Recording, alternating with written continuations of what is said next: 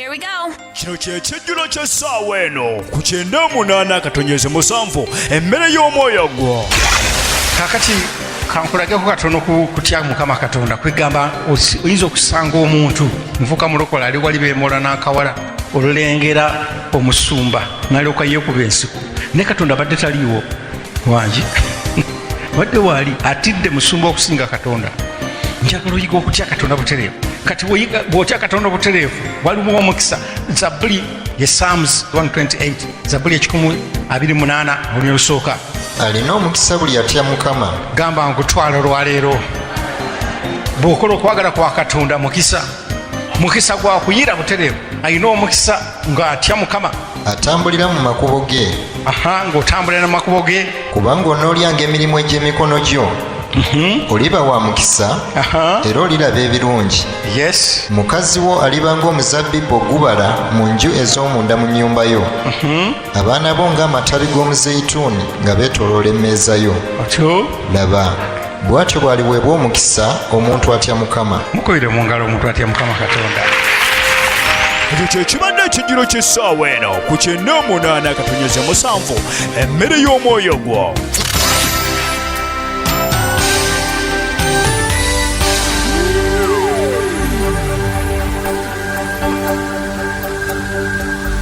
Don't think for a moment I never felt the pain. You can't imagine the hurt and the shame. They put the nails through my hands, pierced my side. Please understand, it wasn't easy, but it was worth it. It wasn't easy. It wasn't easy. It wasn't easy, but it was worth it. It wasn't easy. It wasn't easy. It wasn't easy, but it was worth it.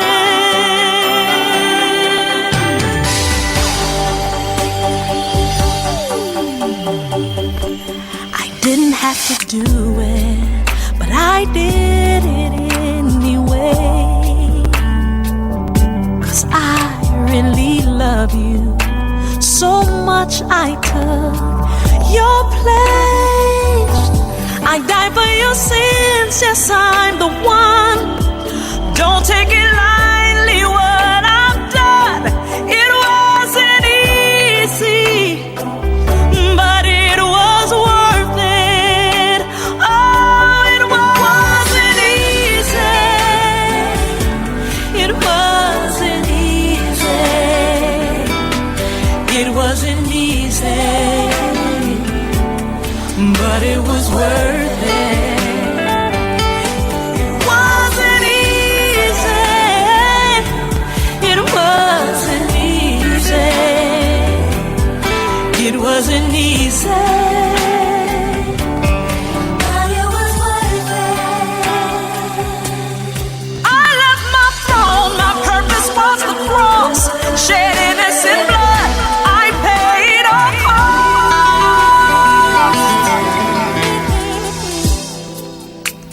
It was worth it. It wasn't easy. It wasn't easy. It wasn't easy,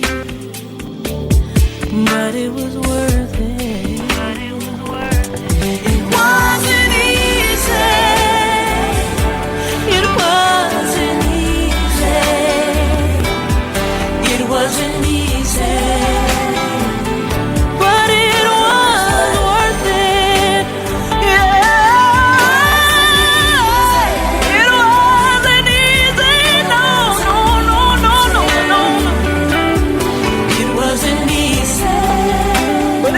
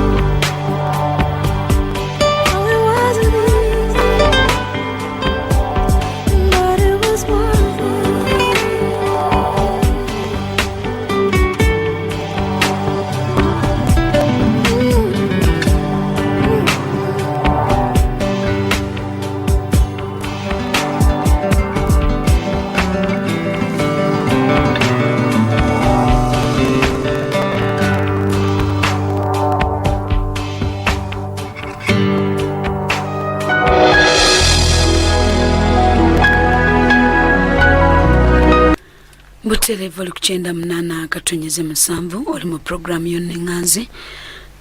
muwanguzi tawanika era nga wetwogerera tuli mu kaseera kaffe ak'okugulumiza Katonda nti ye Katonda atasobola kutuleka obanga omuzadde waali obanga taliiwo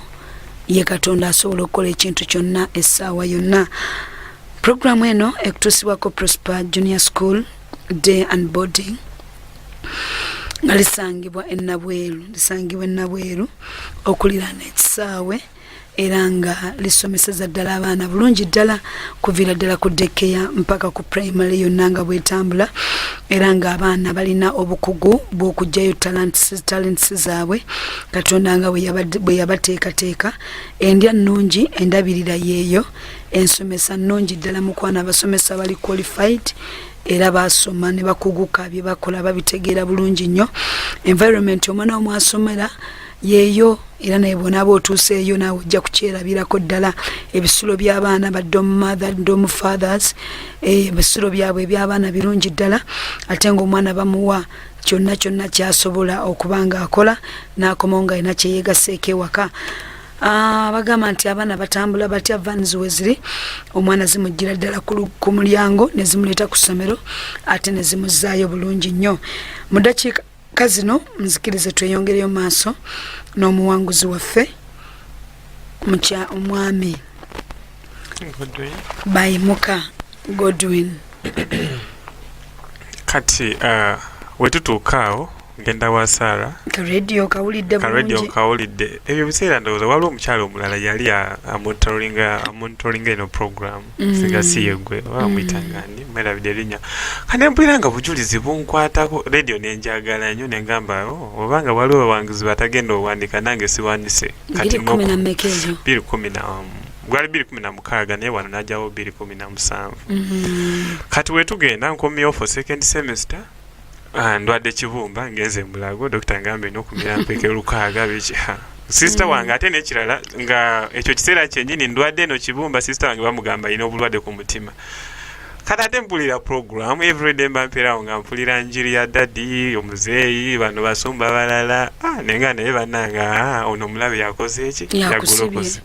kati ngamba kanzogenduke emutundu bino bijja kuggwereeyo nenzija wano bulungi nenigenda mu bapya baba bakatandika osomesa ebintu ng'olabira ddala biri mu family obutasoma ng'olabira ddala baana basinga bazaala ku myaka 13 ewaka 14 ate ba mu family tebasomye sister wange teyasoma nengenda olabanga bintu bisinga obwenzi nawo weebuli nze degree zewaka kati okufa nga tukyali bato taata waffe yafa n'emyaka 3 maama teyagiweza n'ogiweza nengamba kanena niko kizuula n'omuganda wange kubanga afuna accident nga natera weza myaka 3 Katonda yabadde amulwanirira naye nga naye yandibadde ki mufu kanengenda n'okulaba ekirala nga ku family butakwatagana naye nga weebuli kozi nange wenyini nali kalugondi ekizambo nga nange ne sister wange ne brother wange nga tetuzigatta kati ne basomesa ebyo bintu nembitegeera ate jukira ebyo nali sina sente saa kundetanga wano everyday naye nazifunanga nezija kati nentandika okusaba ne batuyigiza ngeri gy'okusabamu nentandika okuwulira nga basaba at least nentandika kuimitating abantu nga basaba ku radio paka we nayiga osaba nentandika olwana entalo nga ndwaneka negamba nze kyesawa zino kyengenda akwatako sister wange nange tulina okubeera balamu nentandika osabira ekyo nentandika okisabira nga wenkubira sister wange nemugamba bulwadde buli butya ngwaba mpadde eddagala kati ngenda nterera nange nga bulumi nga bugenda bubula kale lumu mba neebase ndufuna kirooto ekintu nga kizoera kuntuga nga kyagala kunegalawo okuntuga okumaliriza kati nenda bamusumba waffe gyensabira nga akuta omugo munene nanegatako nakuba kintu kyonna nekisanuka nekibeera nga buvunga kati next day baidawo n'emisana kyali kintu ga nkozi najja wano ne bakisomesa ne bagamba ogwo omuzimu gw'okufa gwe gubadde guba gukukimye nange nolabanga nange nakawuna kufa mirundi ng'etaano nali ngenda okugwa mu mazzi kati mu senior 5 nalwalako kino kibumba kiyingiddemu mbadde nfuna oluusi accident ndala mbaddeko kyoyo ky'okubbiwa ng'asaa kubeera n'ekintu ekirungi biki kubanga n'omuntu w'omuwala nga sente nga tasaa zikuddiza ate ng'obanyiigira negamba naye kati bantu mbadde nyiigira babwereere nze ekizibu kane ntandika osaba nnyo kati after like 2 months nenzirayo emulago nigenda wa dokita womu nemugaa kale try to test me tukole out test nakola test zonna nangamba naye nedda oba luli nali neravide ndowooza it is just a bile duct not liver nebwa kati musawo manyi Katonda waffe mukwano kumira ddagala lyonna olunga nengana okuddamu okimira ogenda okuddayo nga ekyebakebera nga kyebakebera nga si kyekyo ate nga kitandisa okubuzaabuza akozaawo tesiti owayo kyenemugamba nze siddamu kumira ddagala olonga ngamba ate sigumirayo ddagala ligira likubeezabeezaako nemugaze nedda kati awo nga kukkiriza kwange ntandisa okusitula kubanga natulanga wansi netandika okumeditating nga negamba naye Katonda bino byenkoze n'okutuuka wano ku university abadde nze abadde gwe kazawazi netandika nnyo okwagala Katonda negamba naye wali wakyawa gwe talinya kyawa n'omusembeza sisobola kufa sawazibu sisobola kweno ogiri gye mpulira kuno olutalo lw'endwana sisobola kale nobeera obulamu obwetaaga negamba nedda nange nogendako lumu ku mwanguzi tabandika mpeere buno obujulizi Katonda bawulire kati ne doctor nanjenga kati nenzirayo like after 1 week nenyongera osaba Katonda nga oluso ofuna ekiroto ngo wangudde oluso ofuna kiroto vadde mudduka babadde gwe number 1 bichi nengamba ya when I'm winning after 1 week nenzirayo nengamba doctor kunkebera doctor nangamba everything is fine ne bantwala ne musikani ne basikani oba kibumba oba everything ne bagamba ne banange everything is normal ngate tulawo kizeki Juga bali bangamba you're supposed to take 600 tablets nembira ko only 100 nengamba sina sente oba nfa kanfe nzimu gyekweka yagala okumala kakasente kokonna within the same time nenkubira sister wange nemugamba olyo sister wange naganda naterera amina naterera everything is fine kati neyongerayo okusoma ate jukira nze mbadde since I was last born ate bazadde bange bafanga tuli bato ne bangamba oyo omwana ina sirimu era kyekyange kati bwe nalwalanga katono oyo ayina sirimu ne lwala uli ndi mu senior 5 ne bagamba oyo kyatwala maama we nasunalwala tata waffe omuto oyo wenyini agamba banange mutegeko ono omwana we mugenda omuziika batunywesa eddagala lya simanya lyeri tunku erya nanyonga obudomolo bwe betwanyanga kasita wafiirwanga abazadde tebakebedde naye nga balyogererawo nti namwe omwana ayina sirimu biki kati nega tumwekebeza sirimu akati ate mbeseza myaka 27 simiranga ko eche gulero ndi aravizo lobuza nsobola kuba ne sirimu nengena nekebeza natonywanga ku budomola nagenda nekebeza sirimu nga ne mp7 nga we nampula nasanga baddo bagaba bidomola nenga bakatonange bagenda kumpa ekidomola kya wa sirimu kujina myaka ne bagamba ndi negative tata wakite ya chikiriza nangamba nedda abo bakulimbyo inokudayo omulala twebaza Katonda kama agenda asumulula kati Katonda nabanga atusumulula kati ekyakutuga ne bakikuba ekyo kyantuga ne bakikuba kati maze mwaka gumu n'ekitundu sina kintu kintuga simira ddagala ly'omutwe kubanga ne ku campus nali awo nga buli kaseera olina okumira ddagala lya mutwe bukuluma n'ekibumba kyennyini tekidanga mukunduma ate ni fine uli nalisobola nakusitula kadomola ka lita 5 yeah tusaana okoza engoye ng'owulira ddala wano owulira bulumi saidi z'endu naye we natandika nejja wano ne bansomesa bintu ne mbitegeera Katonda nansumulula kati sawa zino ndi bulungi ne neeyongerayo obulungi okusoma ate we najoininga campus banange waliwo omuwala bamuyita Sara nange nali sagala kumuyamba netandika omuyamba naye Sara has been a blessing in my life abadde anyambako ne Michael netandika obeera ffenaawo nga olusi tebalina nze sina laptop ne tugenda mu internship eyasooka nakola report munaku 2 nze nga sina computer ate olusi twali tukola waliwo software gyetera okozesanga ba engineers bagiyita AutoCAD eyo Katonda yanyamba buyambi because nafuna 57 kati ninyo nfuna retake neyongera nensoma nemaliriza kati namala omwezi ogwokutaano naye wenamaliza omwezi ogwokutaano kati first internship yange ya last year negenda nenjukula ne bayindi nga bakuwa 10,000 okola na Saturday oluso vayo sawa nenga ne Katonda kati wetumalize yo ntani nenga mbeera Sara nenga ne Sara omanyi siddayo okola n'abayindi wale olunaku n'olu oba nsoma nembula omulimu kambere nga sina mulimu naye sisobola kukolerwa muntu atakiza mu Katonda waffe ate longa wazi kati sana ne kati gwe weesize ne bugana naye nedda kino kijja kuggwa kati twagenda mu intani bwamali okay tonna maliriza tebanakuntikira kati ne tugenda mu intani guno omwaka nena applyinga because company singers dealing mu Asian refrigeration ziliza abayindi nene ngamba neda sijagenda abayindi nengenda mu Coca-Cola na applyinga yo ne Lwenzo ne mbagamba era ne mbaganze wentadde bwe bate bampadde balekeyo nze sijja kolayo intern nenzikiriza Katonda ne bampita for interview kate jjukira mbadde so utandise okwebostinga ate nga sawa bostingira mu Yesu oli na wangamba kintu olusi kisobola n'ekikunyiga muloganda naye banange kino kyandiba kitya naye netuuka waka ne gamba ayamponya kibumba ayamponya okufiira mu nyanja ayamponya lulinga ndi mulwadde abadde ansomesa nangata ku bantu besimanyi ne banyambako ate kino kye kinanzija mu mbeera nedda Katonda waali nenda nikukwagira ddala Katonda kati otwali awo nga tukoze interview ne bampita for interview tebana batuyita tugende for training ate mpulira njagala kukolereyo company kati nengamba kasoke nzireyo emutundu nendandika okudda emutundu era nasookera mu bapya nsooka n'ekikubira yeeyo nenga Katonda nedda olinayo kawaaziko keweewamu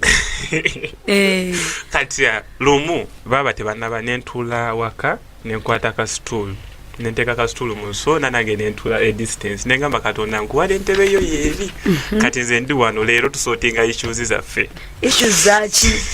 kigasa ki nze kunsasulira fees noba nga mpita bulungi nompaga no magezi gonna ate ntandika okubonaabona nga noonyawo ku street onoonya emirimu kati nga sinagenda mu intern nengende hoima wenali hoima ne bagala kunkuba kateyimbwa biki in fact ne baba sente zonna ne simu gye nali nina nengenda nembuulira bujulizi musumba nampa smartphone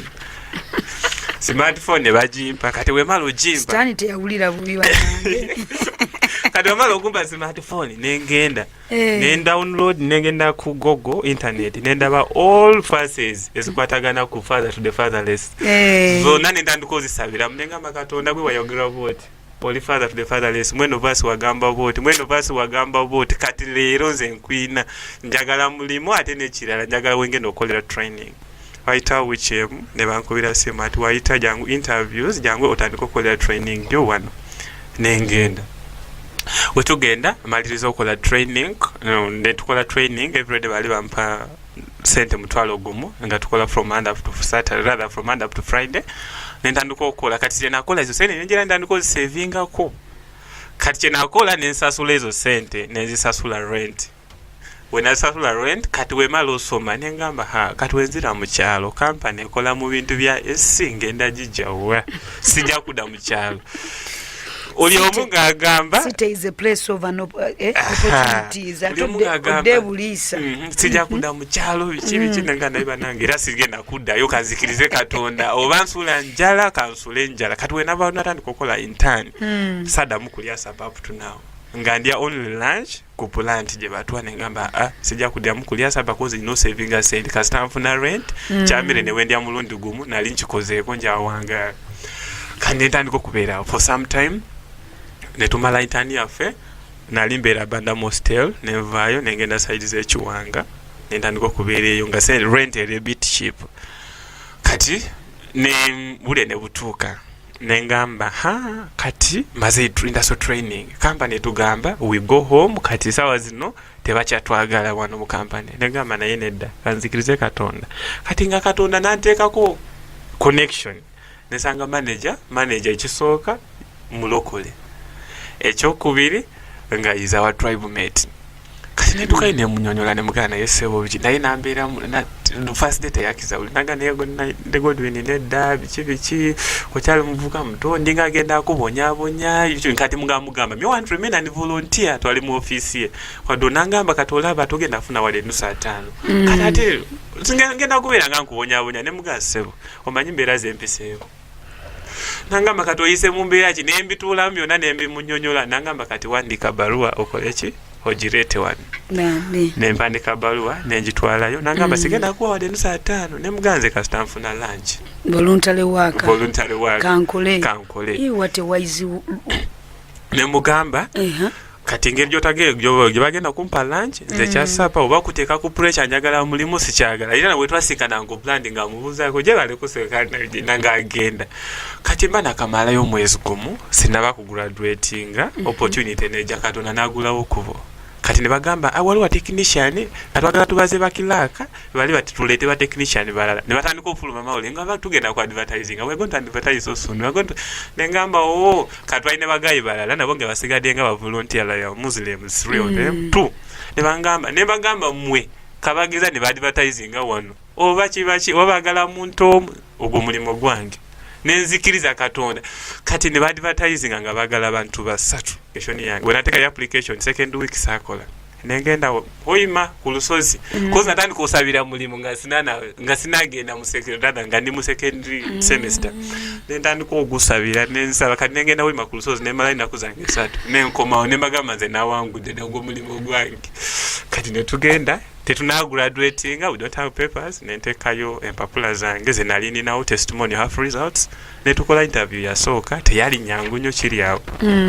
netugenda mu yokubiri we twagikola I had 96 wina nga ina 97 netugenda ku pano nsinzeeko kamu kulaba mugenda na we tugenda ku pano nsangayo bantu bana nga nagenze manyi bagenda kutubuuza zino always common questions why should we hire you bichi ne bakyusa questions ne bambuza questions endala nnyo ne Katonda nenga sinagira nenga naye moyo mutukuvu nekulembera abo bantu gwe wabatonda osobola badisorganizinga moyo mutukuvu n'omuyize of wano osobola kubeera muntu ne notayiga moyo mutukuvu era nga manyi yegwelo ya wange yampolereza gwe tukawo oyogere njogere netuuka wali ne bagamba esala lwakuba ogibuusebuuse waliwo abanoonya emirimu nga bo beesiga CV zaabwe nali seesiga kubanga nze natuuka kiseera ne ngamba nga everyday nga nabyokusaba nabivaako wabula ntula waka nensinza I only worship ate kati wenatanga okujja worshipinga nempulira God's presence netandika okukanega naye Katonda nedda guno mulimu gwange oba mpisiza eri yenna saagala kusaba mulimu wabula nina okweyanza bweyanza koza ogumpadde kati nengamba mwoyo mutukuvu nekulembera netugenda for interviews nekulembedde ntuukayo bambuza question zonna wabalowooza nazikopa bukubi bantu batwalanga dakika 3 namala dakika 15 ne bangamba kiri oke osobola genda kati kyenakola nevaayo wenavaayo netulinda results naye datuliyode nga nakavaayo waliwo technician omulala nankubira se munanga naye Godwin I have a feeling wayise interview nemugamba Katonda yamanyi nange nalira nkimanyi nayise waitobanga ddala like 2 weeks back nga ngenda graduatinga ne bankubira simu interview waziyita sawa zino bavudde kunkubira simu ku Monday ngende kima appointment naye neyanza Katonda mulimu gye bayita appointment letter mulimu guliko health insurance nze mukyala wange n'abaana baffe wawasadda ate nawasiza sinawakuwasa kati nekirala guliko kyokka bannange Yesu olina bagenda kumpa piki bagenda salary will be starting like 1 point something ate every year musala guba gweyongeza ate ekikolimu ky'obwavu wakikubye nakikubye dda tebakyali byakubba ebyo tebikyaliwo kati ate sente zo ziwola abantu nekirala Katonda yanyamba ku department yaffe nafuna first class diploma naliwo okusatu kuba nabadde bakola diploma ku department ya mechanical and manufacturing engineering mbadde njogera ne lecturer waffe today nangu nemukubira simu nagamba it's okay ngenda kuddayo nkole bachelors in mechanical and manufacturing engineering ku government government egenda kunsomesa nasiteekamu wadde enusu wawula nga balina okunsasula wakanza asoose kutiikirwa ekimu ky'ekkumi kya Yesu kyo wakirowoozezaako of course twakola endagaano because I have an idea Katonda wanabanyimusiza bulungi bwena bamaliza bachelors njagala yiyange ndebweru because njagala tandika orphanage mpuliranga abaana babonabona nnyo amazima njagala tandika orphanage njagala tandika ministry nga tugenda mu byalo ne tubuulira enjiri batoto orphans bino eby'obulimba zagala toto orphans njagala toto orphans olete baana bataata n'obateeka mu ate kati baana bataata bobaliwa akantu ako kajjeeyo obulamu bw'oyiseemu owulira nga wandyetaaze mpulira okukwata ku mukono era baana ababonaabona musumba kizibu kyange kiri newensanga muntu ku street ngaabonaabona nkaaba kozi kyagala mpulira nga mbeera gyepiseemu ate wendaba oli wadde okutulugunya muntu I don't want kyobola banze newembe kale mbadde nsoma nga ndi mugezi naye nga seewulira nnyo ate otandika ku bragging around nga nina okuka down n'oli atakola bulungi n'omusembeza n'omuyamba kozi oba tomanyi anana akuyamba next time kati Katonda wote weyankuza yamba omutima nze nga byoyiseemu bikuyigiriza binjigiriza nnyo kati naye bantu nga wotuka nobabuulira ati wafuna first class nga bagaana nga bakola ki ne ku graduation my sisters nakubira sister wange nemugamba aje nagaana nenkubira brother wange nemugamba aje nagaana era naliyo nzekka no nga babatikira batutikira naku 14 ekyambogo tonnakola pate najugoba nga sina sente because I was no processing a permit yange ebiki ne tujja gikola amina tuliko wadi ya bachelors tuligikola manyi Katonda kyatandise kyekyo kyagala gera non-stop until I get masters. Amina. Yeah. Akati ojja kuwasa kubanga kati omukyala uyonja wasa with time. With the time. Kakati ezo zibagenda okuweza omukyala n'omwana ogena ziwani. Of course bajja kuwa kadi omukyala wabafunye ekizibu omutwale mu ddwaliro nali ayaga. At least I was entirely bye bya insurance. Yeah, insurance. Waliwo omulimu nga gebakuwa n'omwana wo na benefiting n'omukyala na benefiting kyekyo Katonda akwadde kyekyo Kubanga nagamba Katonda nanamba first class ejo myaka nali maze myaka 2 n'emyezi nga 9 nga sisoma nenkomawo still Katonda banange simanyi nenfuna first class. I was the third on the whole department. Bana bade bakola diploma nakatabonga. Aliwo ekigambo kigamba nti okubonaabona sikola ki? Sikufa. Okubonaabona sikufa. Ate Katonda tanso kunkolesa waliwo engena nembulira enjiri. Waliwo olusesanga nga oli aweddemu amaanyi and I started encouraging. Then mugamba gwe kyoyiseemu tonaba wadde akwota ku byempiseemu just nywera mu Katonda. Yeah. Ono nagambye mbwe ekiberebere kya Mukama tokira akakadde akamwako n'ekitundu akasooka. Olina okuganga omulimu. Of course Katonda tosa kumwerabira. Ekiberebere kyo kitegeera musumba. Ekiberebere efe is the first fruit. Musumba wali okimanyi mubulira every day. Omuwulira bulijjo. That is the first fruit yona yo akwado inozibwayo Mukama. Ogulako wadde ngatto. Ando inokubera faithful because gatega bade manyi. Wow, obudde bonziruka komekwana abalungi essanyu lya Mukama gemaanyi gaffe tulina Katonda oyo omwesigwa mukwano gwange yonna gyotudeka nkoma mu kaseera katoto kube ku masimu gano mutuwe.